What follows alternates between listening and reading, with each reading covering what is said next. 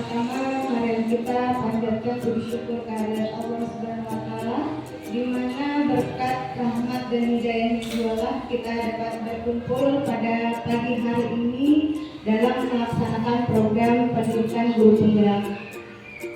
Tak lupa juga selawat serta salam kita aturkan kepada junjungan kita Nabi besar Muhammad SAW. Semoga di akhir zaman kelak kita mendapat syafaat dari beliau. Amin amin ya rabbal alamin. Pertama-tama saya ucapkan terima kasih kepada Kepala Sekolah SDN Bedoinangun yang telah memberikan izin dan juga memfasilitasi kegiatan kami pada hari ini. Dan juga saya ucapkan terima kasih kepada Bapak Ibu Guru yang sudah berkenan hadir untuk bersama kita mendiskusikan visi perubahan dari yang telah dipelajari oleh Bapak Hendrik di pendidikan guru penggerak. Pada hari ini Bapak Ibu kita bersama-sama membahas visi sekolah di sekolah. Kemudian yang terakhir kesimpulan. Nah baik Bapak Ibu, untuk mempersingkat waktu kegiatan diskusi akan dipandu oleh Pak Hendrik. Waktu dan tempat dipersilakan. Oke, terima kasih Bu Nur Aida. Bismillahirrahmanirrahim. Assalamualaikum warahmatullahi wabarakatuh. Yang saya hormati Bapak Kepala Sekolah, yang saya hormati Ibu Nur Aida selaku pengajar praktik ulun, yang saya hormati Bapak Ibu guru beserta staf. Terlebih dahulu marilah kita senantiasa memanjatkan puji syukur kepada Allah Subhanahu wa taala, sehingga pada kesempatan ini mari kita masih diberi kesehatan untuk bersama-sama berkaitan dengan pendampingan yang kedua bagi saya sebagai pendidikan calon guru penggerak dari SDN Rejiwinangun Kabupaten Tanah Tumbuh. Sholawat wassalam marilah kita haturkan kepada junjungan kita Nabi Agung Nabi besar Muhammad SAW. Mudah-mudahan kelak kita tergolong umatnya dan mendapatkan syafaatnya. Amin ya. Baiklah Bapak Ibu, pada kesempatan ini, pada pendampingan yang kedua ini, kita nanti akan berdiskusi tentang penyelarasan visi sekolah dan merumuskan prakarsa perubahan untuk mewujudkan visi sekolah. Jadi kita hari ini akan meninjau ulang visi sekolah kita yang sudah ada itu, apakah sudah sesuai dengan keinginan atau cita-cita Bapak Ibu sekalian. Ibu sekalian, mari kita sebenarnya ketahui dulu apakah visi itu. Visi itu adalah suatu kata yang memuat impian. Jadi impian, cita-cita Bapak Ibu mengenai murid kita yang akan datang. Jadi sebenarnya impian Bapak Ibu tentang murid kita yang akan datang itu seperti apa. Nah itu dituliskan dalam bentuk visi. Untuk menggali cita-cita atau keinginan Bapak Ibu tentang masa depan murid Bapak Ibu atau murid-murid kita di SDN Rejiwinangun ini, mari kita isi dulu kalimat rumpang berikut. Kalimat rumpang. Jadi kalimat rumpang ini akan menggali atau mengidentifikasi sebenarnya cita-cita Bapak Ibu berkaitan dengan peserta didik itu apa gitu. Jadi kalimat rumpangnya Bapak Ibu yang pertama adalah kita memimpikan murid yang titik-titik. Nanti kita isi sama-sama Bapak Ibu lah, kita diskusikan. Kalimat rumpang yang kedua yaitu kita percaya bahwa murid adalah. Kalimat ketiga, di sekolah kita mengutamakan. Kalimat berikutnya, murid di sekolah kita sadar betul bahwa kita, warga di sekolah ini yakin untuk kita dan warga di sekolah ini paham bahwa titik-titik. Nah, jadi kalimat rumpangnya ada 1, 2, 3, 4, 5, 6. Jadi kalimat rumpang ini akan kita diskusikan isinya apa, jawabannya apa. Nah, itu jawaban itu yang akan mencerminkan keinginan Bapak Ibu berkaitan dengan cita-cita murid Bapak. Tolong Bu Ria dibagi kertas jawabannya. Jadi Bapak Ibu nanti itu dibagi kertas jawaban, nanti Bapak Ibu tuliskan saja jawaban berkaitan dengan pertanyaan tersebut. Kira-kira isinya apa. Kita mulai Bapak Ibu lah. Tolong Bu Ria dibagi dulu. Dibagi lembar jawabnya dulu.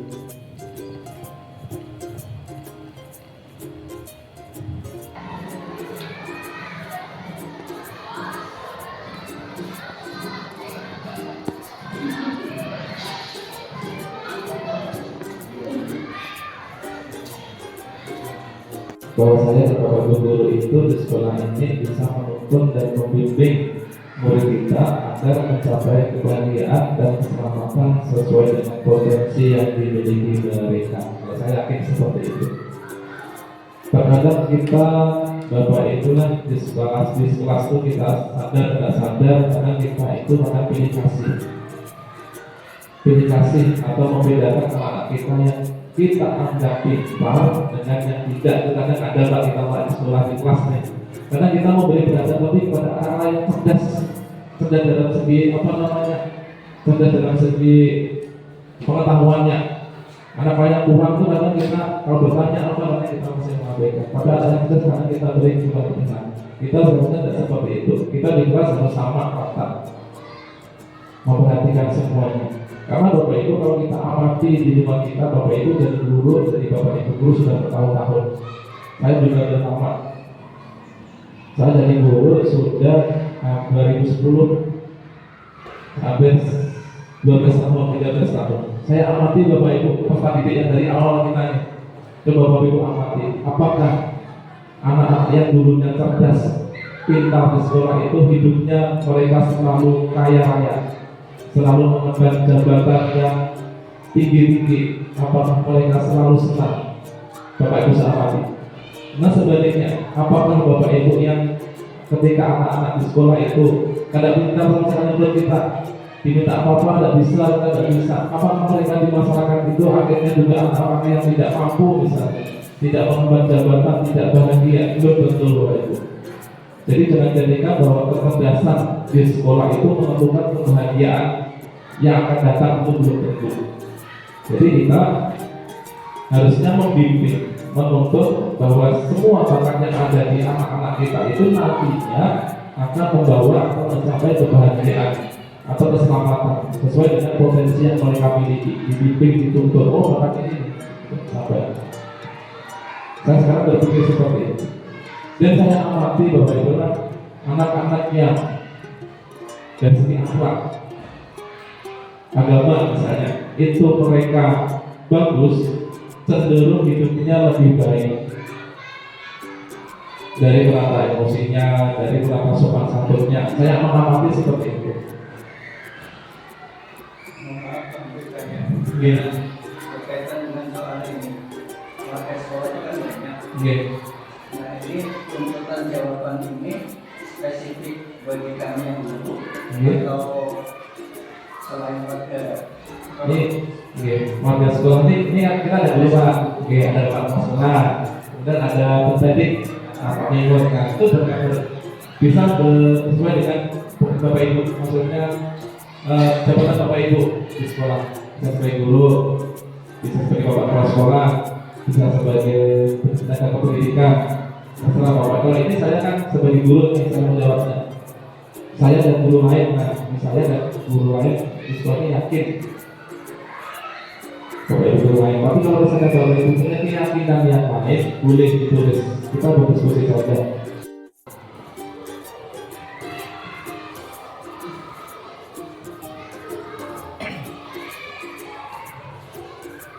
Bapak Ibu, masih ada dua lagi pertanyaan. Mudah-mudahan Bapak Ibu dengan seperti ini juga memberi manfaat.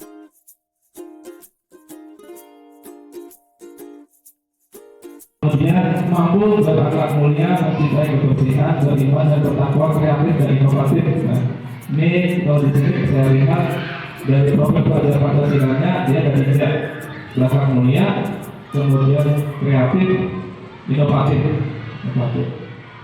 kreatif, inovatif, bisa masuk.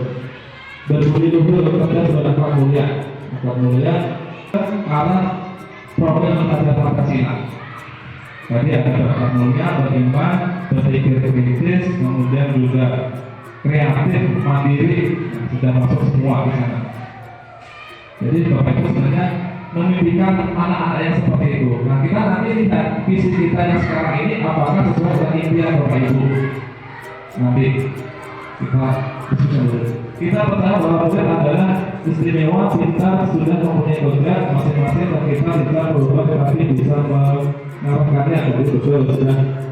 Kita percaya bahwa murid adalah masih perlu murid yang masih polos yang perlu mendapatkan. Bapak Ibu sekalian, kita tadi sudah menyimpulkan hasil diskusi visi kita tadi berkaitan dengan sesuai dengan impian Bapak Ibu yang berkaitan dengan cita-cita impian murid yang akan datang. Saya bacakan Bapak Ibu lah, ini adalah kesimpulan yang sudah kita bentuk tadi atau sudah kita sudah kita diskusikan, yaitu mewujudkan peserta didik beriman, berakhlak mulia, cerdas, berkebinekaan global, kreatif, mandiri, bernalar kritis, bergotong royong. Untuk mewujudkan impian itu, kita sebagai guru harus bisa menuntun, kodrat, dan membimbing serta memberi keteladanan. Nah, ini adalah kesimpulan diskusi visi sesuai dengan keinginan atau cita-cita Bapak Ibu sekalian tadi. Nah, sekarang Bapak Ibu, ini saya sudah memfotokopi visi sekolah kita yang sudah ada. Jadi ini saya fotokopi kemarin tuh dari kurikulum, dari kurikulumnya sudah ada, ini saya fotokopi, kemudian coba Bapak Ibu nanti kita bandingkan. Ini Bu Ria tolong dibagi dulu, dibagi ke Bapak Ibu guru yang lain.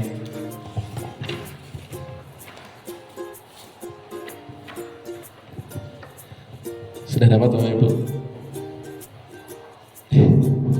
Oke. Nah, baik Bapak Ibu, kita sandingkan visi kita ini adalah yang di sini, yang di lembar ini, membentuk insan yang cerdas, terampil, berprestasi, santun, dan peduli sesama berdasarkan iman dan takwa. Sedangkan visi kita tadi adalah mewujudkan peserta didik beriman, berakhlak mulia, cerdas, berkebinekaan global, kreatif, mandiri, bernalar kritis, bergotong royong. Nah, kalau visi yang sesuai dengan keinginan kita tadi, cita-cita tadi, itu kalau menurut saya sudah sesuai dengan tujuan pendidikan kita, yaitu membentuk atau peserta didik yang berprofil pelajar Pancasila. Jadi ada 6 dimensi profil pelajar Pancasila. Nah, itu 6 dimensi itu sudah ada, saya lihat sudah ada di visi baru kita hasil diskusi tadi. Nah, kalau misalnya di yang lama ini masih ada yang sudah ada. Ini iman dan takwa sudah ada, kemudian juga ini santun, kemudian juga peduli dengan sesama. Ini kalau misalnya zaman sekarang berkenaan dengan profil pelajar Pancasila ini masuk dimensi berakhlak mulia. Nah, jadi santun dan peduli sesama ini masuknya dimensi berakhlak mulia. Begitu. Baiklah Bapak Ibu, sekarang kita sandingkan mana kira-kira yang perlu ditambah atau dirubah. Jadi kita tambah visi yang sudah ada ini, kita selaraskan dengan visi hasil diskusi tadi. Silakan Bapak Ibu, mungkin ada yang berpendapat. Baik Bapak Ibu sekalian, tadi kita sudah berdiskusi, menyandingkan, menyelaraskan, dan sudah kita sepakati visi baru kita, alhamdulillah. Jadi visi baru kita ini sudah saya tulis, visi yang sekarang adalah mewujudkan insan yang berakhlak mulia, cerdas, kreatif, mandiri, bergotong royong, bernalar kritis, berkebinekaan global berdasarkan iman dan takwa. Ini adalah visi sekolah kita yang baru. Di dalam susunan acara ini juga saya diminta untuk menunjukkan praktek baik yang sudah saya lakukan di sekolah. Nah, jadi kita lihat aja Bapak Ibu lah, kita lihat di YouTube aja. Alhamdulillah punya YouTube. Jadi saya ini kenal YouTube itu karena juga ikut guru penggerak. Jadi mau nggak mau harus belajar. YouTube saya ini saya gunakan untuk mengunggah tugas-tugas. Di sana ada aksi nyata, kemudian juga ada tugas-tugas kolaborasi dengan kawan-kawan guru penggerak sekabupaten Tanah Bumbu satu kelompok. Nanti Bapak Ibu bisa lihat Facebook saya, YouTube saya untuk mengetahui aktivitas saya berkaitan dengan guru penggerak. Jangan lupa komen, like, and share, subscribe. Itu Bapak Ibu lah.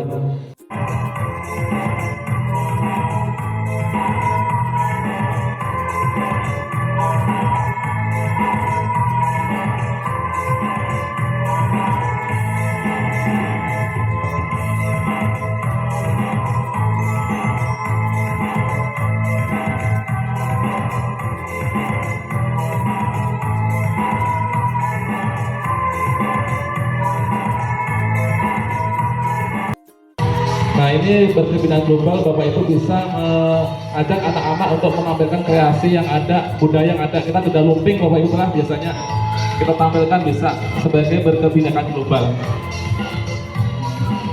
Ini gotong royong Bapak Ibu sering kita laksanakan setiap hari Sabtu Jumat, gotong royong.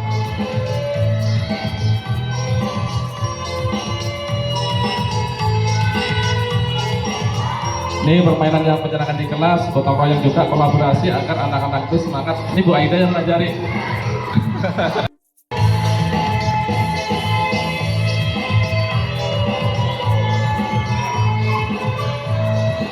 Ini juga bersalaman ketika datang berjumpa teman, kita diajak bersalam-salaman, bersapa, senyum, sapa, salam, 3S.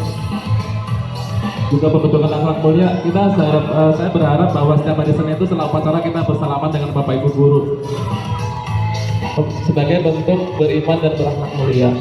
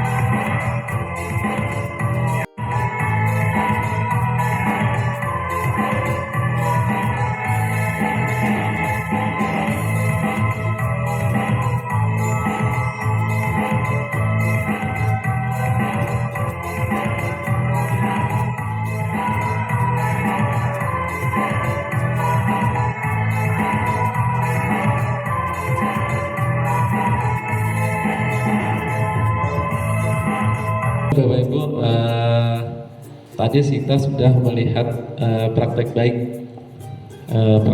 diminta untuk membuat prakarsa perubahan. Jadi prakarsa perubahan yang berkaitan dengan visi yang sudah kita sepakati tadi. Jadi prakarsa perubahan itu adalah tujuan atau kegiatan-kegiatan untuk mewujudkan visi kita tadi. Nah, untuk mewujudkan visi atau membuat prakarsa perubahan itu tadi, kita bisa menggunakan pendekatan namanya inquiry apresiatif. Jadi pendekatan inquiry apresiatif itu adalah mengidentifikasi hal-hal baik yang telah ada di sekolah dan mencari cara mempertahankan dan memunculkan strategi untuk mewujudkan perubahan ke arah yang lebih baik. Jadi mengidentifikasi hal-hal baik yang berkaitan dengan di sekolah kita, atau mengidentifikasi kekuatan-kekuatan di sekolah kita itu kekuatannya apa saja. Jadi misalnya dari segi muridnya, dari segi prasarananya dan lainnya itu kekuatannya apa, kita akan menggali, kemudian akan kita gunakan sebagai prakarsa perubahan. Nah, untuk membuat tahapan inquiry apresiatif itu kita juga bisa menggunakan metode Bagja. Nah, metode Bagja ini terdiri dari yang pertama B-nya buat pertanyaan utama, ambil pelajaran, gali mimpi, jabarkan rencana dan atur eksekusi. Nah, jadi nanti kita akan gali dulu. Kita buat pertanyaan dulu berarti Bapak Ibu. Kita buat pertanyaan utamanya. Jadi kira-kira ke depannya itu apa yang dapat kita lakukan. Jadi pertanyaan utama sebagai penelusuran kegiatan. Kemudian kita ambil pelajaran. Jadi di sekolah ini adakah jadi Bapak Ibu yang sudah sukses berhasil mewujudkan prakarsa itu, kegiatan itu. Jadi kita ambil pelajaran, kita amati kegiatan-kegiatan yang sudah dianggap baik. Kemudian gali mimpi itu artinya kita bayangkan ke depannya itu peserta didik itu seperti apa apabila prakarsa itu sudah terwujud. Kemudian kita jabarkan rencananya, kemudian kita atur eksekusi.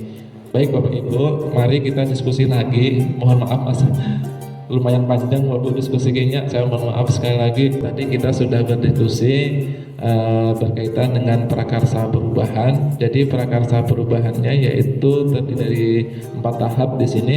Yang pertama adalah inisiatif perubahan. Jadi kita sepakat bahwa untuk mewujudkan visi yang sudah kita sepakati tadi, kita akan inisiatif perubahannya yaitu gerakan literasi cetak maupun digital untuk mewujudkan belajar Pancasila.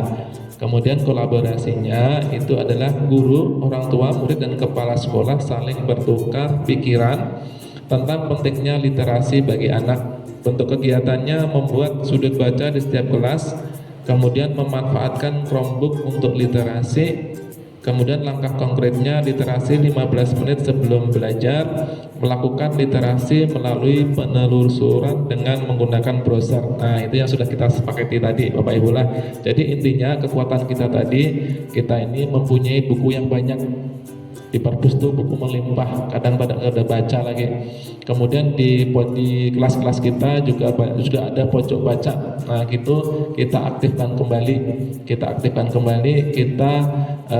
aktifkan juga kegiatan literasi 15 menit sebelum belajar. Kemudian kekuatan yang berikutnya bahwa kita mempunyai Chromebook Bapak Ibu. Jadi Chromebook itu sayang kalau nggak dipakai.